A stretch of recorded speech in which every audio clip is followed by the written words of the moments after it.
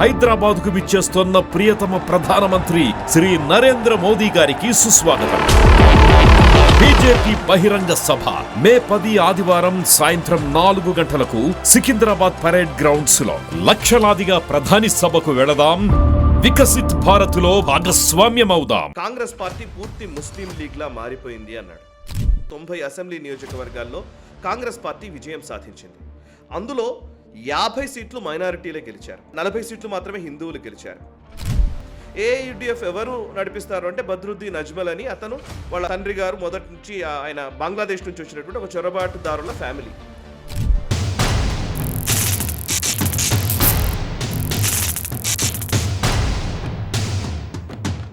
నమస్తే, welcome to right angle. పూర్తి చంద్రముఖిలా మారిన గంగని చూడు అని చంద్రముఖి సినిమాలో ఒక డైలాగ్ ఉంటుంది.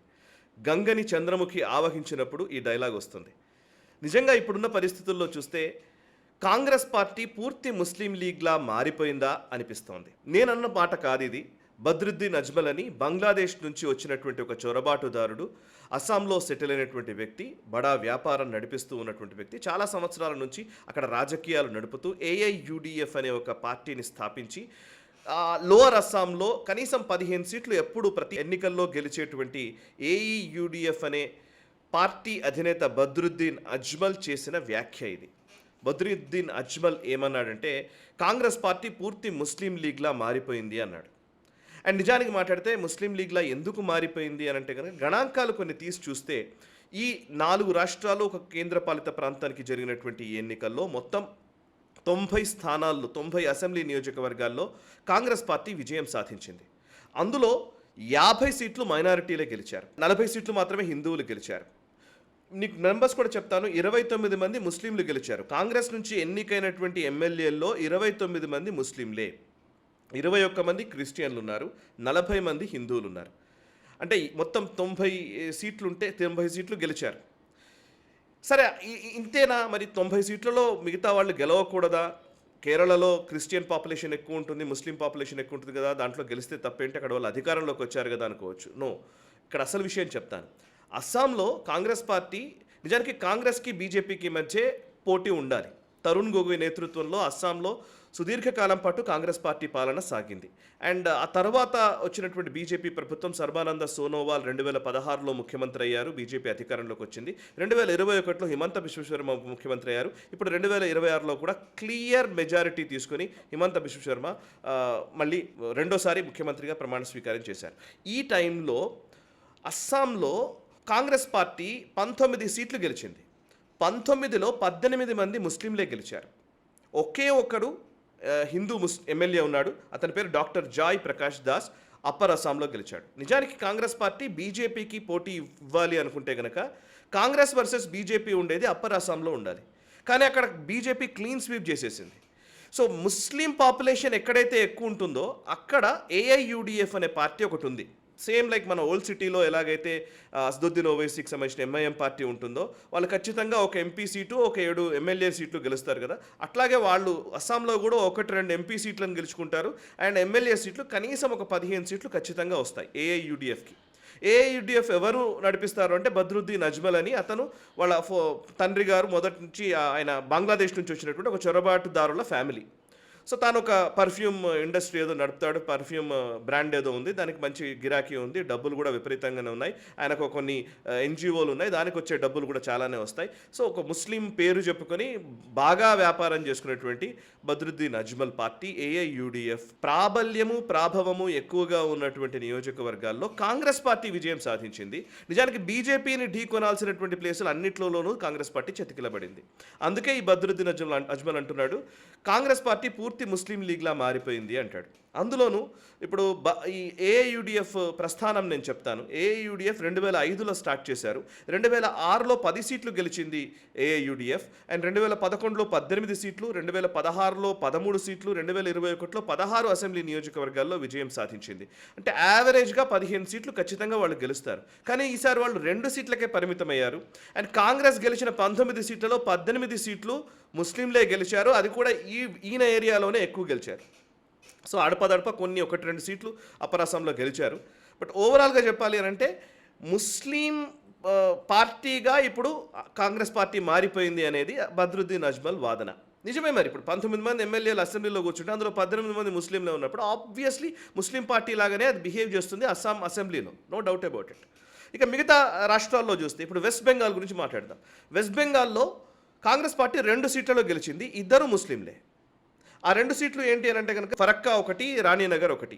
ఫరక్కాలో గెలిచిన వ్యక్తి అంటే బీజేపీ అభ్యర్థి పైన కాంగ్రెస్ అభ్యర్థి విజయం సాధించారు.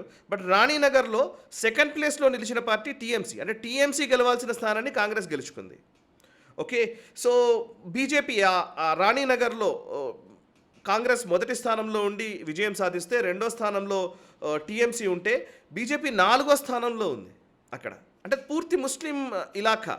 అక్కడ బీజేపీ 4th ప్లేస్లో ఉంది అంటే మీరు అర్థం చేసుకోవచ్చు బీజేపీ అక్కడ టీఎంసీ గెలవాల్సిన సీటు కాంగ్రెస్ గెలిచిందంటే మీరు తెలుసుకోవచ్చు.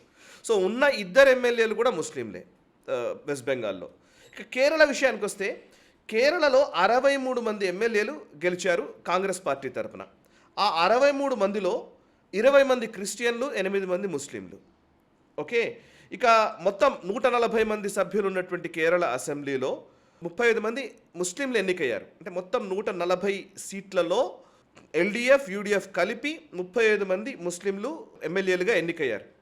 అందులో 30 మంది యూడీఎఫ్ కూటమి నుంచే గెలిచారు.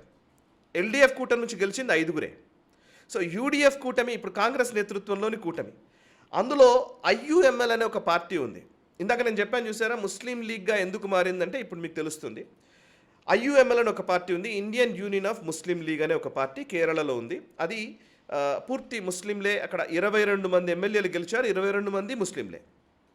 ఓకే, యూడీఎఫ్ కూటమిలో ఉన్న ఈ పార్టీ ఇది. అండ్ కాంగ్రెస్ పార్టీ 8 మంది కాంగ్రెస్ పార్టీ నుంచి ముస్లింలు గెలిచారు. ఇక కేరళ కాంగ్రెస్ అనే ఇంకొక పార్టీ ఉంది. కేరళ కాంగ్రెస్ అనే పార్టీ ఏంటంటే పీజే జోసెఫ్ పార్టీ, అది కేరళ కాంగ్రెస్ అని. అది క్రిస్టియన్ పార్టీ, పూర్తిగా క్రిస్టియన్లకు సంబంధించినటువంటి పార్టీ. 7 ఎమ్మెల్యేలు గెలిచారు, 7 క్రిస్టియన్లే. యూడీఎఫ్ కూటమిలోని పార్టీలు ఇవి. సో ఓవరాల్గా చూస్తే ఇప్పుడు మనకు అర్థమవుతుంది ఏంటంటే యూడీఎఫ్ కూటమిలో గెలిచినటువంటి పార్టీల్లో ఐయుఎంఎల్ అనేది పూర్తి ముస్లిం పార్టీ, కేరళ కాంగ్రెస్ అనేది పూర్తి క్రిస్టియన్ల పార్టీ. వీళ్ళిద్దరూ కూడా కేరళ కాంగ్రెస్ నుంచి ఎన్నికైనటువంటి 7 ఎమ్మెల్యేలు 7 క్రిస్టియన్లే.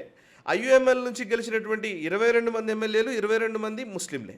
ఇక మళ్ళీ కాంగ్రెస్ పార్టీ గెలిచినటువంటి ఎమ్మెల్యేల్లో 63లో మళ్ళీ 8 మంది ముస్లింలు ఉన్నారు. సో ఓవరాల్గా చూస్తే 20 మంది కాంగ్రెస్లో గెలిచిన వాళ్ళలో 20 మంది క్రిస్టియన్లు ఉన్నారు. మీకు కొంచెం బ్రేకప్ చెప్తాను నేను. అస్సాంలో మొత్తం 19 సీట్లు గెలిస్తే కాంగ్రెస్ పార్టీ, అందులో 18 మంది ముస్లింలు, 1 హిందూ. కేరళలో 63 మంది గెలిస్తే 8 మంది ముస్లింలు, 20 మంది క్రిస్టియన్లు అండ్ మిగతా 35 మంది హిందువులు. చూడండి, ఇక తమిళనాడుకు వస్తే 5 ఎమ్మెల్యేలు గెలిచారు, అందులో 1 ముస్లిం, 1 క్రిస్టియన్. ఓకే, అండ్ వెస్ట్ బెంగాల్లో 2 ఎమ్మెల్యేలకు 2 కూడా ముస్లింలే. పుదుచ్చేరిలో 1 ఎమ్మెల్యే గెలిచారు, 1 హిందువే. అంటే ఓవరాల్గా మొత్తం టాలీ చూస్తే ఈ 4 రాష్ట్రాలు, ఒక కేంద్రపాలిత ప్రాంతంలో జరిగినటువంటి ఎన్నికల్లో కాంగ్రెస్ పార్టీ మొత్తం 90 సీట్లలో గెలిస్తే అందులో 29 ముస్లింలు, 21 క్రిస్టియన్లు, 40 మంది హిందువులు. అంటే అర్థం చేసుకోండి 50 మంది మైనారిటీలే గెలిచారు, 40 మంది హిందువులు గెలిచారు. సరే, ఇప్పుడు ముస్లిం లీగ్ ఎందుకైంది అంటే ఇప్పుడు ప్రస్తుతం యూడీఎఫ్ కూటమిలో ఉన్నటువంటి పార్టీ ఐయుఎంఎల్. ఇదేంటంటే Indian Union of Muslim league. ఈ పార్టీని ఎవరు స్థాపించారు అని అంటే ఫౌండర్ ఆఫ్ దిస్ పార్టీ ఎవరు అని అంటే మొహమ్మద్ ఇస్మాయిల్. ఈ ఇస్మాయిల్ ఎవరు అని కొంచెం సెర్చ్ చేసే ప్రయత్నం చేస్తే ఇస్మాయిల్ ఎవరో కాదు, ఇతను జిన్నాకి సంబంధించినటువంటి ముస్లిం లీగ్ ఉండేది. అప్పుడు యాక్చువల్లీ దాన్ని ఏమనేవారంటే దాన్ని ఆల్ ఇండియా ముస్లిం లీగ్ అనేవాళ్ళు, ఏఐఎంఎల్ అనేవాళ్ళు. కాంగ్రెస్ ఒకవైపు ఉంటే ఇంకోవైపు మాకు పాకిస్తాన్ కావాలని ముస్లిం లీగ్ పనిచేసింది, ఆల్ ఇండియా ముస్లిం లీగ్. అది ఆల్ ఇండియా ముస్లిం లీగ్లో మద్రాస్ ప్రెసిడెన్సీకి సంబంధించి బాధ్యతలు నిర్వర్తించినటువంటి వ్యక్తి మొహమ్మద్ ఇస్మాయిల్. స్వాతంత్రోద్యమం సమయంలో పార్టీషన్ కోసం పోరాడినటువంటి ఆ ముస్లిం లీగ్కి సంబంధించినటువంటి నాయకుడు మొహమ్మద్ ఇస్మాయిల్. పార్టీషన్ జరిగిపోయిన తర్వాత, స్వాతంత్రం వచ్చిన తర్వాత 1948లో ఆల్ ఇండియా ముస్లిం లీగ్ అని జిన్నా పార్టీ ఉంటే దాని పేరు మార్చి Indian Union of Muslim League అని స్థాపించాడు 1948లో. అప్పటి నుంచి ఈ ఐయుఎంఎల్ కొనసాగుతూ వస్తుంది. ఇప్పుడు కేరళలో అదే కాంగ్రెస్, ఈ ఐయుఎంఎల్ కలిసి యూడిఎఫ్ కూటమిలో పోటీ చేశాయి. అంటే మీరు అర్థం చేసుకోండి. సో ఎంత సెక్యులర్ పార్టీయో కాంగ్రెస్ పార్టీ మనకు అర్థమవుతుంది. సో నేను మైనారిటీలు గెలవడం విషయంలోనో, ముస్లింలు గెలవడం విషయంలోనో, క్రిస్టియన్లు గెలవడం విషయంలోనో ఎక్కడ ఏ సందేహం లేదు. గెలవచ్చుగాక, వాళ్ళను అసెంబ్లీకి లేదా పార్లమెంటుకు పంపించడం తప్పు కాకపోవచ్చు గాక. బట్ ఎస్, ఇక్కడ జరుగుతున్నది ఏంటి అని అంటే కాంగ్రెస్ పార్టీ డిక్లైన్ ఏ విధంగా జరుగుతుందో చూడొచ్చు. నిజానికి నేను చెప్పింది కాదు ఇది. 2014 ఎన్నికల ఫలితాల తర్వాత, యూపీఏ ప్రభుత్వం కూలిపోయిన తర్వాత, మోదీ గారు ప్రధాని అయిన తర్వాత యాంటనీ నేతృత్వంలో ఒక కమిటీ వేశారు కాంగ్రెస్ పార్టీ. సోనియా గాంధీయే కమిటీ నియమించింది. యాంటనీ అంటే ఏకే యాంటనీ గారు గతంలో యూపీఏ ప్రభుత్వంలో రక్షణ శాఖ మంత్రిగా పనిచేసినటువంటి వ్యక్తి, చాలా సీనియర్ కాంగ్రెస్ నాయకుడు. ఆయన ఒక కమిటీ, ఆయన ఇచ్చినటువంటి నివేదికలో ఆయన చెప్పిన మాట ఏంటంటే 2014 ఎలక్షన్స్ టైంలో కాంగ్రెస్ పార్టీని అందరూ హిందూ వ్యతిరేక పార్టీగా చూస్తున్నారు, ఒక మైనారిటీలకు సంబంధించిన పార్టీగానే చూస్తున్నారు, దీన్ని అసలు హిందువులు ఓన్ చేసుకోవట్లేదు అని ఆయన్నే ఒక రిపోర్ట్ ఇచ్చినట్టుగా అనేక కథనాలు కూడా వచ్చాయి. సో ఏకే యాంటనీ చెప్పిన మాట ఇది. అండ్ ఆ తర్వాత చాలాసార్లు కొంత టెంపుల్ రన్ చేసే ప్రయత్నం రాహుల్ గాంధీ చేశారు, కానీ అది వర్కౌట్ కాలేదు. ఇప్పుడు ఈ మధ్యకాలంలో చూస్తుంటే మళ్ళీ ఈ రేవంత్ రెడ్డి లాంటి నాయకుడు, ఇక్కడ మన తెలంగాణ ముఖ్యమంత్రి రేవంత్ రెడ్డి చెప్తున్నారు ముస్లిమ్స్ అంటే కాంగ్రెస్, కాంగ్రెస్ అంటే ముస్లిమ్స్ అని. ఇలాంటి వ్యాఖ్యలు కావచ్చు. ఇంకొక వైపు గతంలో యూపీఏ ప్రభుత్వం ఉన్నప్పుడు మన్మోహన్ సింగ్ గారు చేసినటువంటి వ్యాఖ్య ఏంటి అనంటే ఈ దేశపు వనరులపైన మొదటి అధికారం ముస్లింలకే ఉందని ఆయన చెప్పినటువంటి విధానం, ఒక ప్రధానమంత్రి చెప్పినటువంటి విధానం, ఇవన్నీ కూడా ప్రజలు మర్చిపోకుండా వచ్చారు. At the same time Congress decline మనం గమనిస్తూ ఉంటే 1952 నుంచి ఇప్పటి వరకు చూస్తే 52 ఎలక్షన్స్లో, తొట్టతొలి ఎలక్షన్స్లో 364 సీట్లు గెలిచారు. తర్వాత 57కి వచ్చేసరికి 371, 300 పైచిలుకు స్థానాలు గెలిచినటువంటి పార్టీ ఈరోజు ఎక్కడికి వచ్చిందనంటే 2014, 2019 ఈ టైంకి వచ్చేసరికి 2014లో కేవలం 44 స్థానాలతో సరిపెట్టుకోవాల్సి వచ్చింది. అండ్ ఇంకొక వైపు 2019 ఎలక్షన్స్లో కేవలం 52 స్థానాలకు పడిపోయిన పరిస్థితి. 2024కి వచ్చేసరికి కొంత 99 స్థానాల వరకు ఎగబాకినట్టుగా కనిపిస్తోంది. కానీ నిజానికి మాట్లాడితే ఈ ముస్లిం అప్పీజ్మెంట్ అనేది ఎక్కువైపోయింది. నిజంగా వాళ్ళు ముస్లింలకు సంబంధించిన పాత్రని వాళ్ళను సమర్థవంతంగా నిర్వర్తించడానికో, లేకపోతే వాళ్లకు ప్రొటెక్షన్ కల్పించడానికో, వాళ్లకు రక్షణ కల్పించడానికో, ఒక సెక్యులర్ వ్యవస్థను కల్పించడానికో కంటే కూడా పూర్తి ముస్లిం పార్టీగా మారిపోయినట్టుగా కాంగ్రెస్ పార్టీ నాయకుల వాదనలు వినిపించడము, వ్యాఖ్యలు చేస్తూ ఉండడము చూస్తూ ఉంటే అది ముస్లిం లీగ్గా మారింది అనుకోవడంలో తప్పేం లేదేమో అనిపిస్తోంది. అండ్ ఇంకొక విషయం ఏంటంటే అప్పీజ్మెంట్ వేరు అండ్ వాళ్ళను ప్రొటెక్ట్ చేయడం వేరు. మైనారిటీల హక్కుల్ని పరిరక్షించడంలో తప్పు లేదు, కానీ మైనారిటీలుగా మారడంలో సమస్య ఉంది. పూర్తిగా మైనారిటీ సంతృప్తీకరణ విధానాలు, సంతుష్టీకరణ విధానాల వల్లనే ఈ సమస్య నడుస్తోంది. అందుకే క్లియర్గా చెప్పాలంటే ఒక హిందుత్వ వేవ్ ఒకవైపు నడుస్తున్నప్పుడు కాంగ్రెస్ పార్టీ ఇంకా ఇలాగే వ్యవహరిస్తే మాత్రం డెఫినెట్గా ఇంకా అధపాతాళానికి పోక తప్పని పరిస్థితే ఉంటుంది. సో ఈ వీడియో నచ్చితే లైక్ చేయండి, 10 మందికి షేర్ చేయండి, కమెంట్స్ ద్వారా మీ అభిప్రాయాలు మాతో పంచుకోండి. మనసా వాచా కర్మణ, దేశగీతం కోసం నేషనలిస్ట్. హైదరాబాద్కు విచ్చేస్తున్న ప్రియతమ ప్రధానమంత్రి శ్రీ నరేంద్ర మోదీ గారికి సుస్వాగతం. బీజేపీ బహిరంగ సభ మే 10 ఆదివారం సాయంత్రం 4 గంటలకు సికింద్రాబాద్ పరేడ్ గ్రౌండ్స్ లో. లక్షలాదిగా ప్రధాని సభకు వెళదాం, వికసిత్ భారత్ లో భాగస్వామ్యమవుదాం. ఈ వీడియో మీకు నచ్చినట్టయితే లైక్ చేయండి, 10 మందికి షేర్ చేయండి. అలాగే కామెంట్ల రూపంలో మీ అభిప్రాయాలను మాతో పంచుకోండి. Nationalist hub group of channels ను సబ్స్క్రైబ్ చేసుకుని తెలుగునాట జాతీయవాద జర్నలిజాన్ని ప్రోత్సహించండి. ఈ వీడియో కింద ఉన్న బెల్ ఐకాన్ పై క్లిక్ చేయడం మర్చిపోవద్దు.